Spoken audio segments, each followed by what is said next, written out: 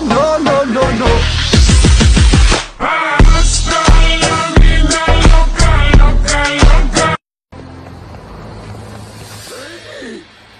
Бисмиллахи-рахмани-рахим! Аллах помилуй! Что это такое? Bad, bad, bad boy.